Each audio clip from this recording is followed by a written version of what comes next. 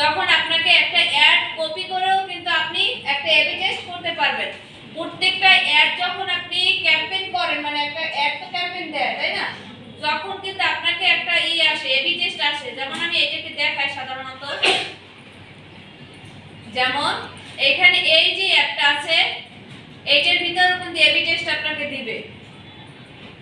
একদম শেষে গেলে দেখছেন এবি ক্রিয়েট এবি টেস্ট, এটার অপশন কিন্তু আলাদা। কিন্তু আমরা কি করি, এটা এবি টেস্টের জন্য প্রত্যেকটা ক্যাম্পেইন অফ করেই রাখি, কখনো কিন্তু এবি টেস্ট দেওয়া হয় না, তাই না? আমরা যখন আপনাদেরকে অ্যাড দিয়েছি বা একটা ক্যাম্পেইন করানো শেখানো হয়েছে, তখন কিন্তু আপনাদের এবি টেস্টের কাজটা কিন্তু কোনো সময় অন করা হয় না, হয়েছে? কিন্তু এটার কাজটা আলাদাভাবে দেখানো হয়েছে।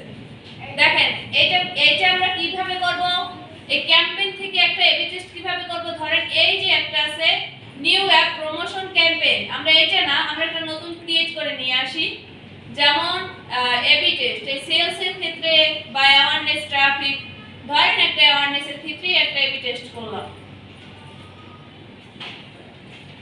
সাধারণত এটা আমাদের কিছু করা লাগবে না, পিছনে যে এটা নিউ ক্যাম্পেইন এখানে চলে আসছে, নিউ অ্যাপ প্রমোশন ক্যাম্পেইন, এটাকে ওকে করবেন। ওকে করার পর এখানে কিন্তু এই মোর অপশন আছে, এই মোর অপশন আপনি ক্লিক করলে এখানে দেখবেন এবি টেস্ট হাইড হয়ে আছে। তাহলে আমরা এবি টেস্টে ঢুকবো কিভাবে?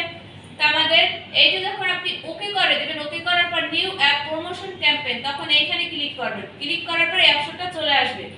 তখন আমরা তো ওই পেজ থেকে শো করেই আসছি, ওকে করেই দিছি যে কোনটা আসলে। তারপর আপনার মোর অপশনে আসলেই দেখবেন এবি টেস্ট ওকে হয়ে গেছে।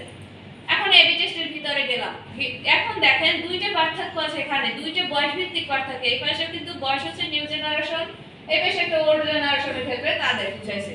কিন্তু এখানে দুইটা একই পিক আছে, একই পিক আছে না? এখানে একটা